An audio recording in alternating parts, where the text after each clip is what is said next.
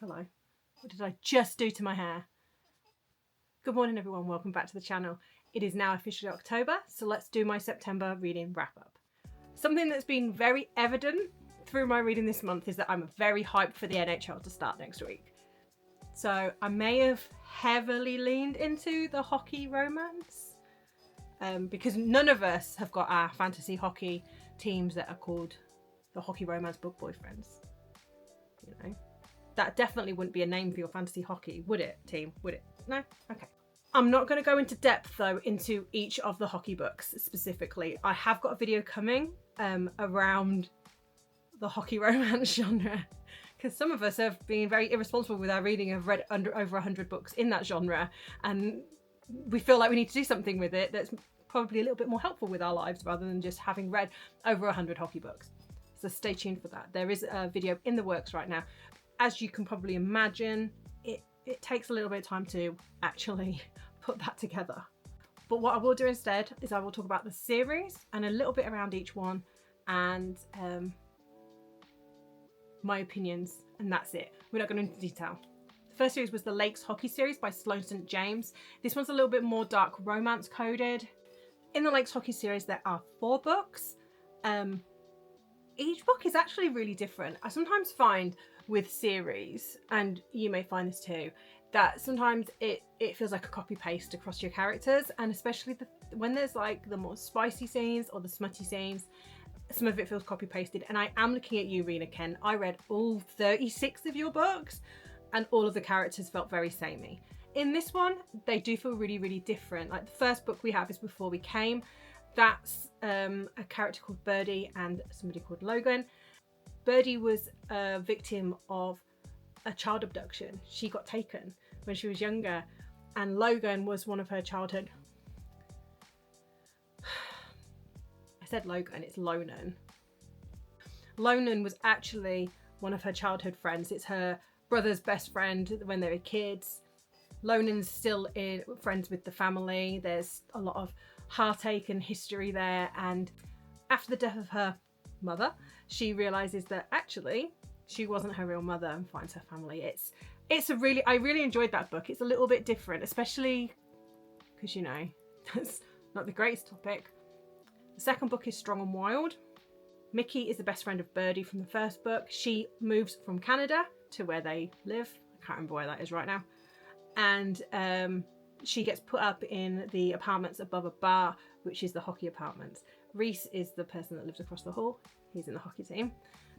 Reese is very, very focused on hockey, doesn't want a distraction.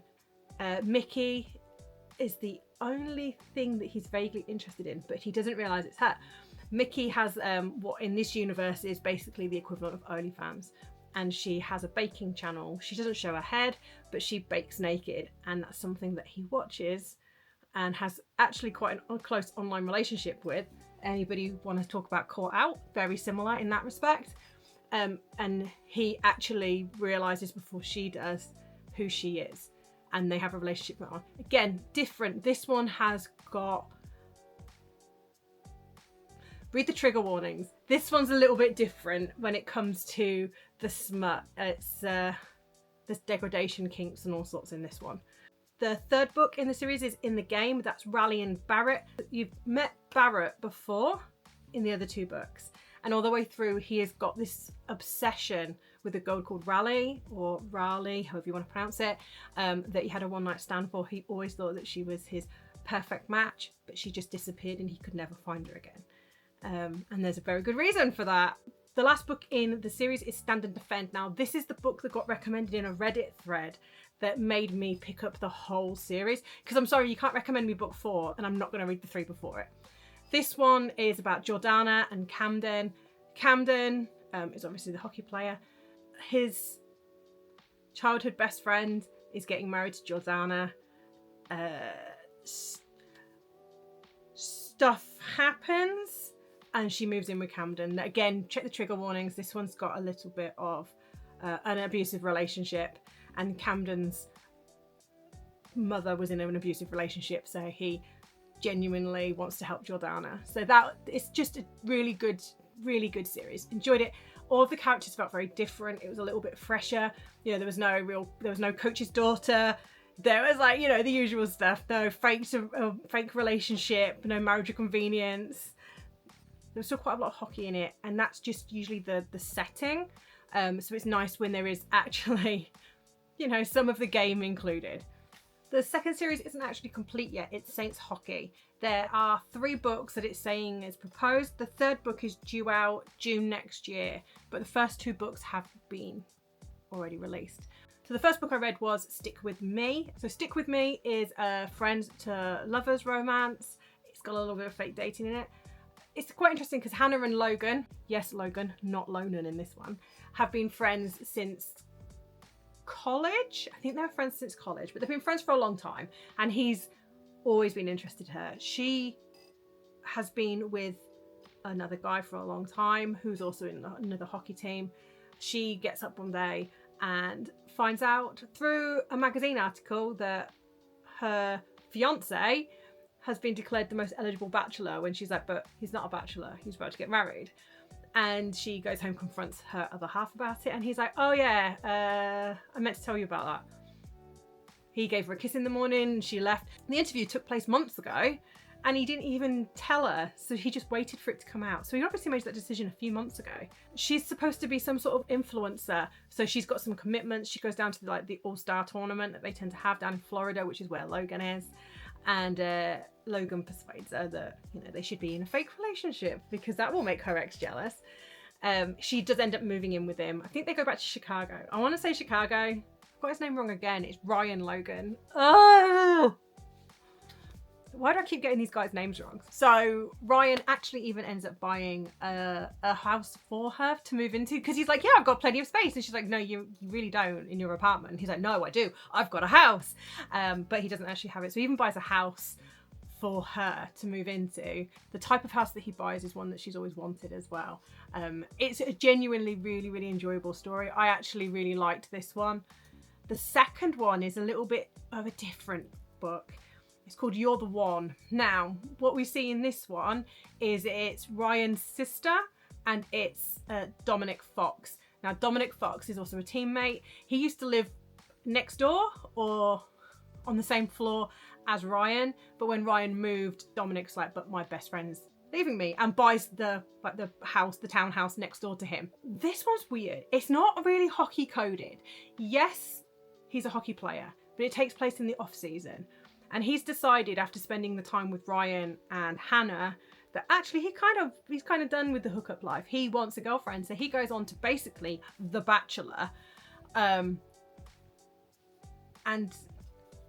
Ryan's sister happens to be one of the contestants. It's enemies to lovers. They're not supposed to get on very well. He enlists her to help him find a woman that's actually going to be suited for him as part of this. It's an alright story.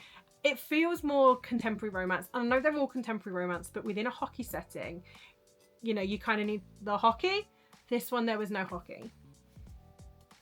So it was okay. I liked it less than the first one. I like Dominic though. Dominic's a fun character. We don't know who the 3rd book's going to be about, so we're waiting on that one. Oh, I've just looked at my list as what I read next. Then I went on a huge Samantha Whiskey binge. Like, I read so many Samantha Whiskey books. And in true me fashion, I read them out of order. Again, Rena Kent first. I read the Legacy of Gods books before I read any of the others.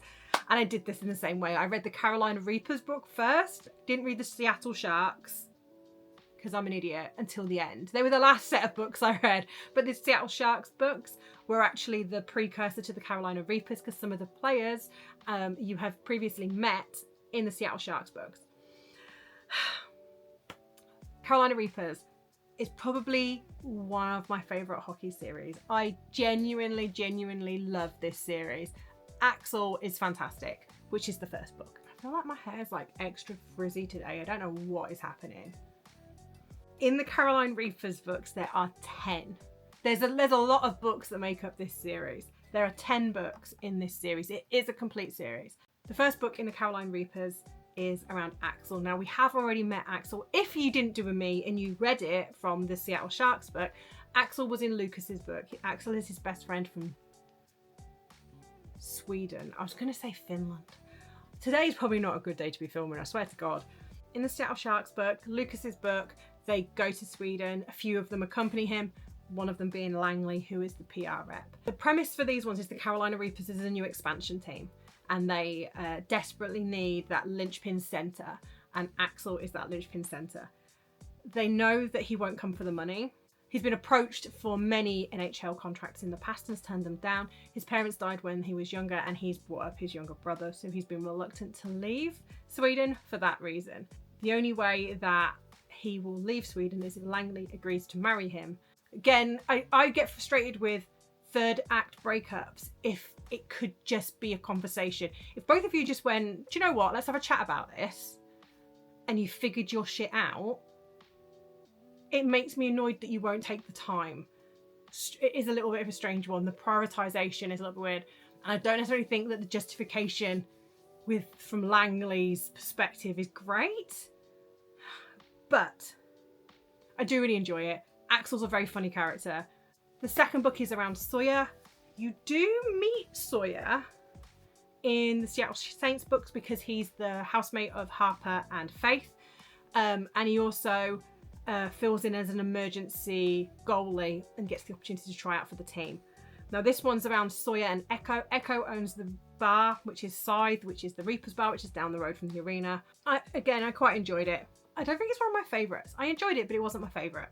The next one was Connell. Connell was supposed to be the Scotsman. You meet him in one of the previous books. So Annabelle is one of the people that looks after the town. In this one, they have like a little man-made town almost, and they have an estate which all the hockey players can stay in, and it's almost like a gated community so that they kind of just live their lives in peace. Connell's known for being a prankster. Unfortunately, one of his pranks leads to a town statue being destroyed, so he gets given community service. So he's working for Annabelle during that time. Again, this is one that isn't during the hockey season. So there's not a lot of hockey specifically. It's a little bit more contemporary romance. It was okay.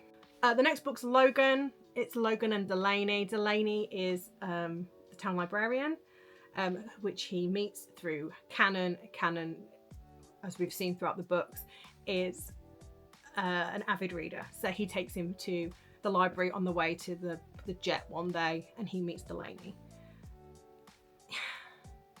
It's okay. It's the usual one where she's got a grudge against athletes, so she doesn't want to have anything to do with hockey players, she doesn't have anything to do with athletes, so he doesn't mention it, and then of course it always comes out. It all kicks off, they break up. The only good thing that came out of this one is you get to see more Cannon, and Cannon's one of my favourite characters, and Cannon and Seffi, their relationship's very funny, and you get glimpses of it all the way through, and you get to see Cannon protecting Seffi, and I like that, which we need to talk about next. So Cannon and Seffi, they get married in Vegas.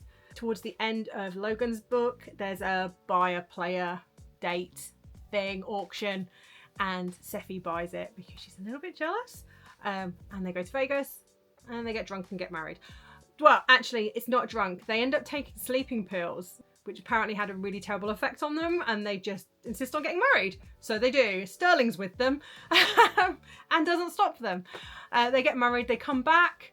Her mother is terminally ill and is really excited that she's got married but wanted a proper wedding. So they decide to stay fake married just to appease her terminally ill mother, who's not supposed to last for many more months. There's a clear divide. Like, Seffi comes from money. She's supposed to be marrying one of the people within her crowd, and Cannon very much is not part of that crowd. Cannon is like neck to toe tattooed, rough around the edges, very grumpy. I enjoyed Cannon. It's very much a grumpy sunshine. He's very protective of her. I genuinely really love this book. We've then got Sterling. Sterling is one of the goalies. He meets London in an elevator and they get trapped together. We've already kind of got a little bit of history about Sterling, about how he's like the illegitimate child. Him and Maxim have obviously got some bad blood because of it. Sterling meets London in this lift. Sterling is supposed to be one of the new game day coordinators. When they get out of this lift, she like goes running straight to Maxim, and he's like, what the hell? So there's a little bit of an element of this, the friction that they have because of their relationship and because of like how Sterling came into being. And also he thinks that London is interested in, well, is with Maxim. Maxim also plays into that and tries to look like he is interested in London when he's not really. He's best friends with Caspian, who is London's brother, who's also a player. I liked Sterling. Sterling's a fun character. I liked him a lot with Cannon because he's more like the golden retriever to Cannon's Grumpy. So I enjoyed this one quite a lot, mainly because Sterling's just like a fun character. The next one then we've got is Briggs. It's been alluded to in some of the other books. Briggs was transferred from his old team by the owner because he was caught in a compromising position with the owner's sister. At the end of the previous book, they talk about how he's just got a new contract with like a menswear company. Finds out it's Bristol, who was the sister, who was also underage, but she was like nearly 18 when it happened. He was supposed to be quite young at the time as well.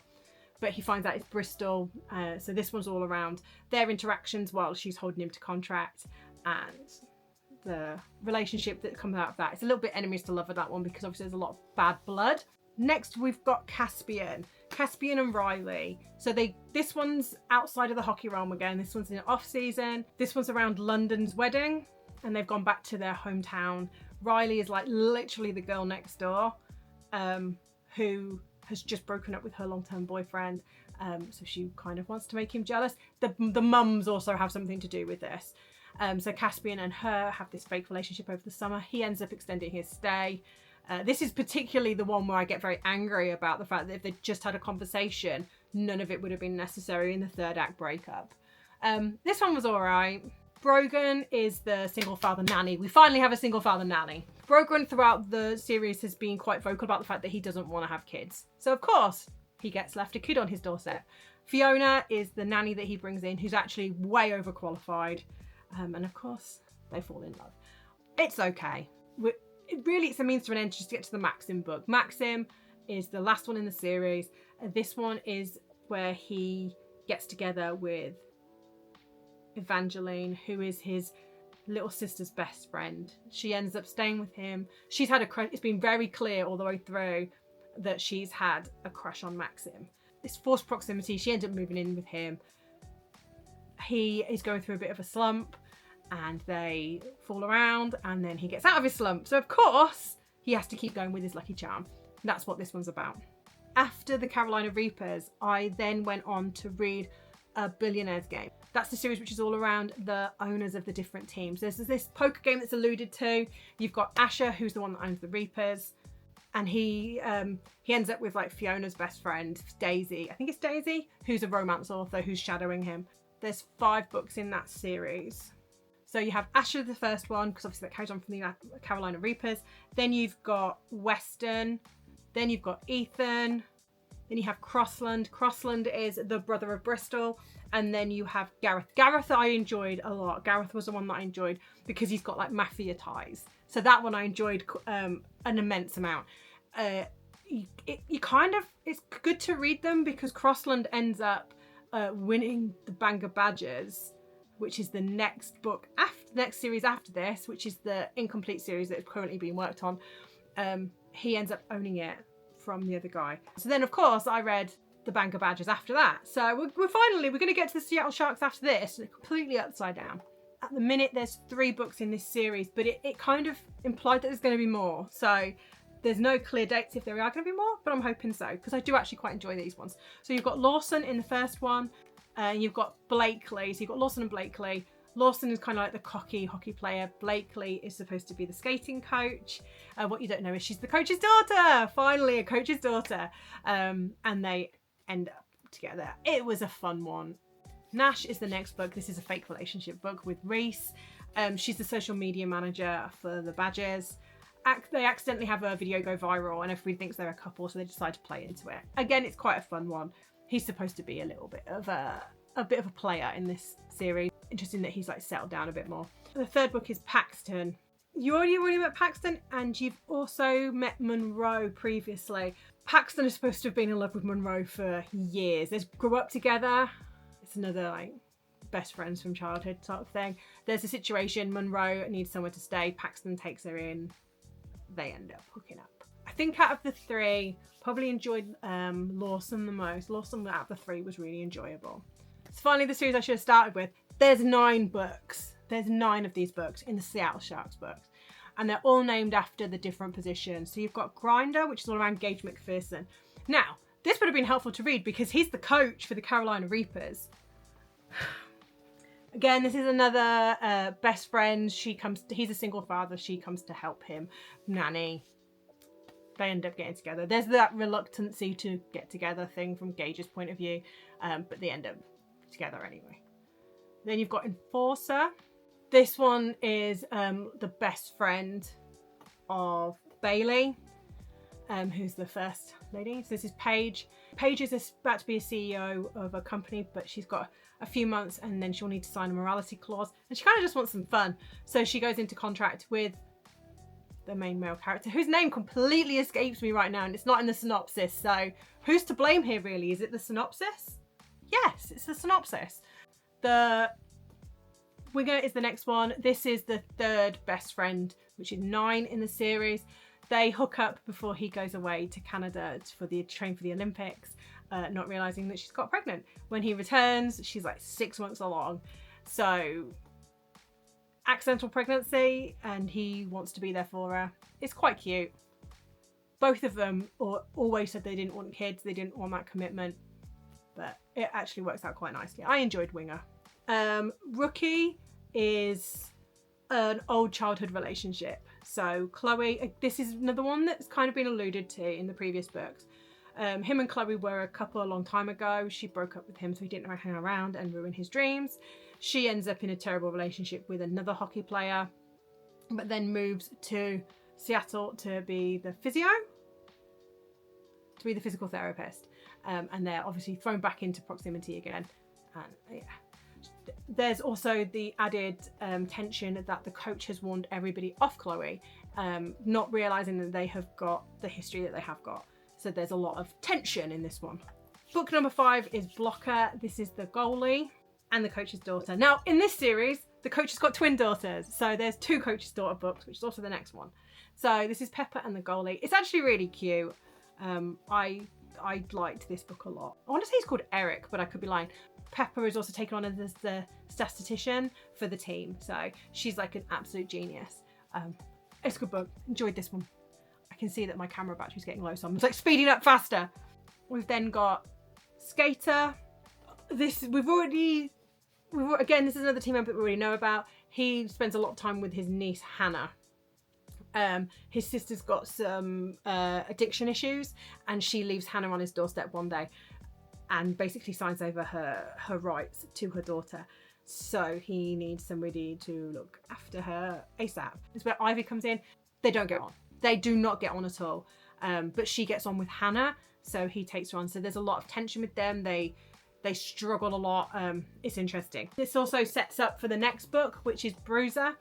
This sets up the social worker who helps get custody of Hannah.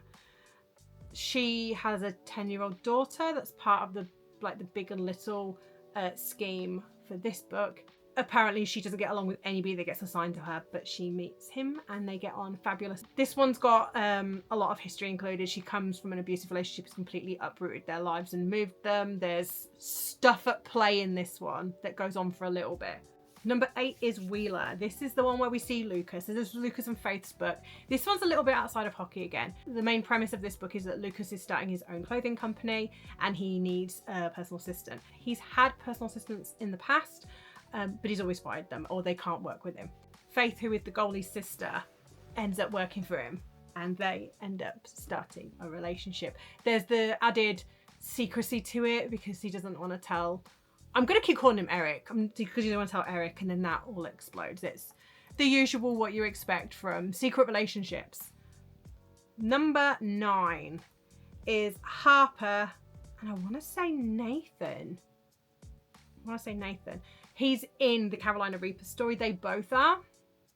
Harper is supposed to be genius. She's the sister of Asher and she is designing a helmet which will help with the impact to minimize concussions.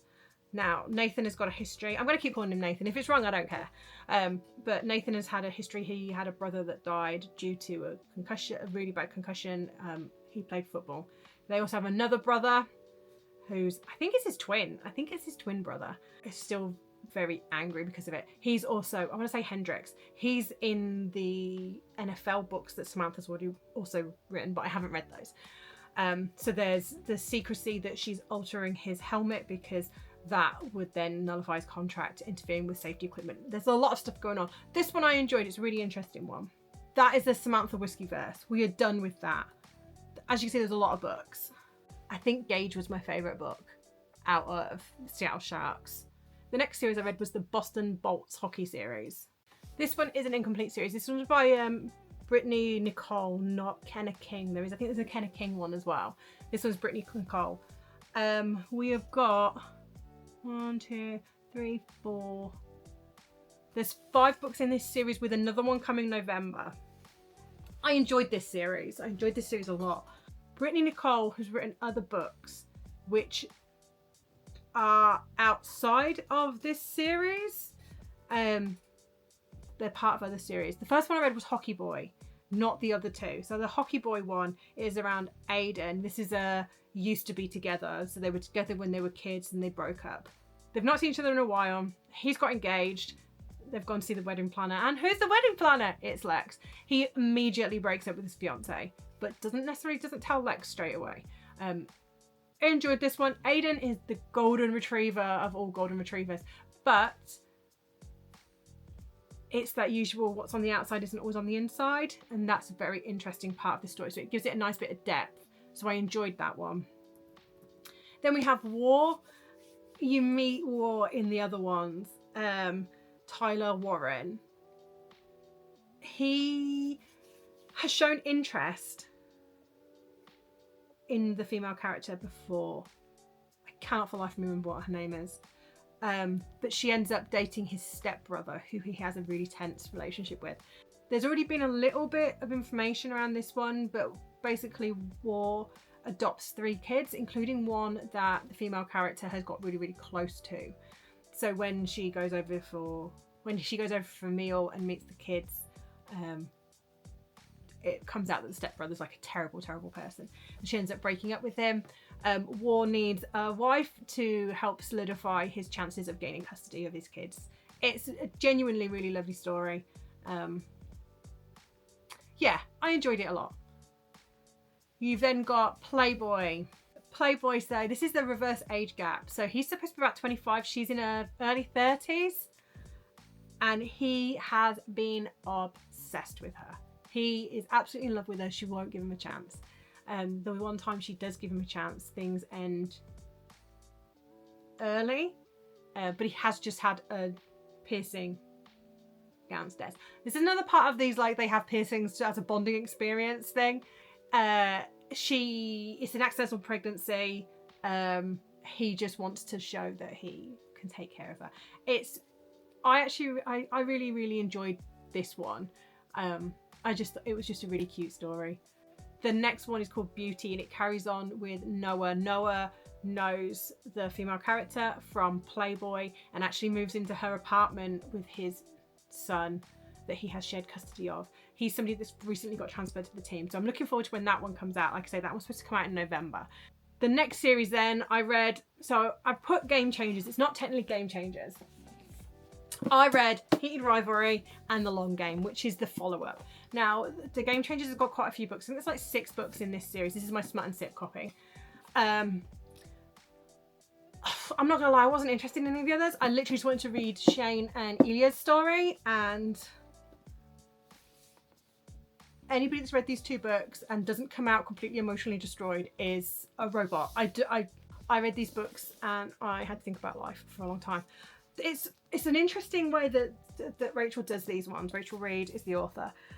This book takes place over 7 years. They meet as rookies. There's a little bit of a spark, but they've always been framed as rivals throughout their career. It picks up at various points where they're able to like meet up with each other, and it shows how the relationship goes from a casual like hookup, which is secret, to an actual relationship. And you get a lot in this one around Shane's struggle with his sexuality. He's always thought that he was into women.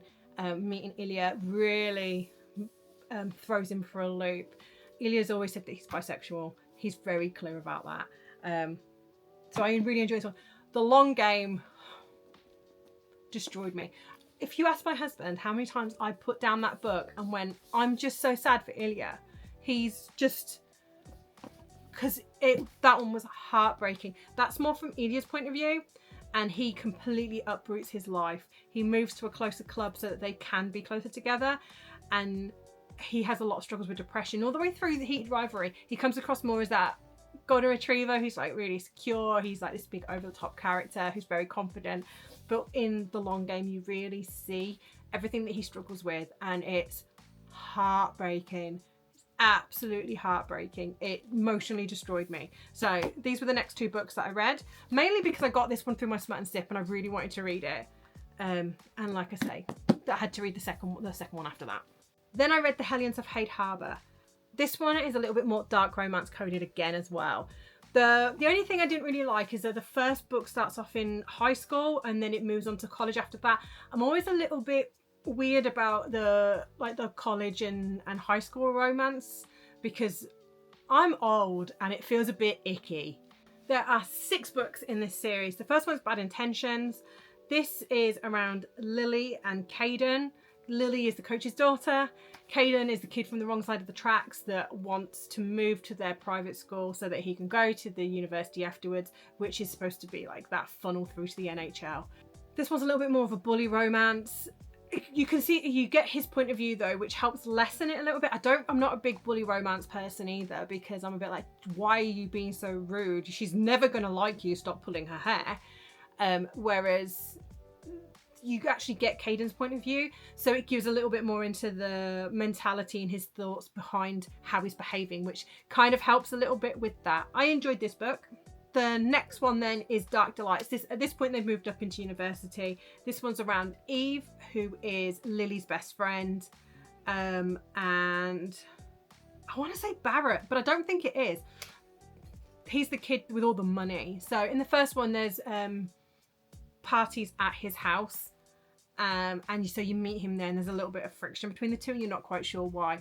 They have got a little bit of a history. Her mum is a housekeeper, well, she's a maid, she's like a hired cleaner / maid for his father. There's a lot of stuff going on behind the scenes with this one, and it's a little bit heart-wrenching what's happened to the main male character in this one. It's really sad. What's happened in this one though is they go to university. Asher, her brother, was also supposed to go in, her twin brother was supposed to go to university at the same time. The Hellions have got their own apartment or their own like dormitory. When he decides to go to a different university, they cancel her housing by accident, so she has to move into the dorm with the guys and shares a room with him. It's another one that's quite deep. These ones are quite deep and heart-wrenching a little bit. The third book we've got is Twisted Deeds. So this is Winter and Asher's story. Asher transfers back to the university towards the end, I think, of the last book. Winter is another one of the rich girls. She is being pressurized into a relationship with somebody that she really doesn't want to be in a relationship with. She fake dates Asher. An interesting story, because like at the beginning Asher's not actually able to play because he transferred mid-season. The fourth book is Wicked Ends. This is a reverse age gap, but only a slight age gap. You have Marcus, who's the goalie, and his professor, his music professor. But he's supposed to be like 20, 21, and she's supposed to be like 24, 25. So it's not that massive age gap. She's escaping from a different past. This is Anna. And you kind of find out little bits about what she's running from. She meets him at the bar that he works at before she knows who he is. They hook up, and then the next time they meet, it becomes apparent who they are. So again, this one's got a lot of stuff to it. There's a lot to unpack in this one again. There is another book after it, but it's not due out until May next year, so I don't know what that one's going to be about. There's a lot of books there, but there's a lot of series, and they're a couple of 100 pages and you can get through them really fast. Now, if I wasn't content to emotionally destroy myself with Heated Rivalry and The Long Game. I then read the Edge of Darkness trilogy by Lee Rivers, and that is very dark romance coded. I'm not entirely sure why I started reading dark romance again. I think I basically was like, oh, I've not read a dark romance in a while. And then I went to Reddit to find books, and they went, oh, read The Edge of Darkness.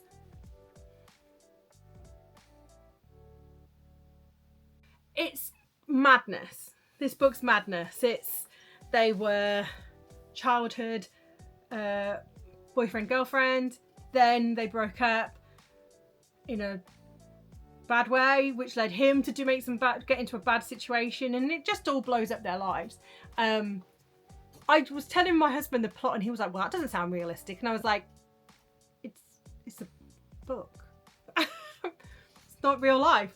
But it is one that I came out of just really sad. There was one time I was reading the third book early in the morning because I couldn't sleep, and it was like on a Sunday morning, and I'm laying in bed reading my Kindle, trying to cry quietly so I didn't wake up my husband. It was beginning of the third book. If you know what happens at the cabin, you know. It's the reactions, and it's just so sad.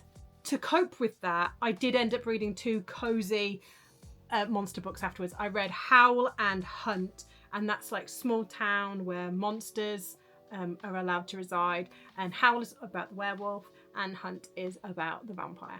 They're really enjoyable. They're by Meg Alivienne, but I really enjoyed those ones. I then also followed it by reading the Memento Mori trilogy by Catherine Anne Kingsley. I love Catherine Anne Kingsley. She writes villains the best. If you want a villainous story, that one's great.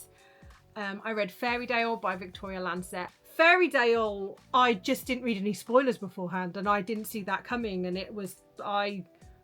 as many people have, got 70% of the way through and went, what just happened? But I won't give you any more spoilers than that. And I finished off my month by reading An Academy for Liars by Alexis Henderson, which is a bit of a dark gothic, dark academia book. It was all right. It was all right. My favourite book in the whole of September was The Long Game. I don't think anything just emotionally wrecked me as much as The Long Game, so I cannot recommend those books enough. They are male, so if that's not your thing, that's not your thing, but they are really well written. I did really enjoy them. That was a heavy month. It started off with hockey, it went to dark romance. I don't even know. I would say October is going to be spooky, but it's not. It's just trying to get through my physical TBR. So I'll see you next month for October's wrap up.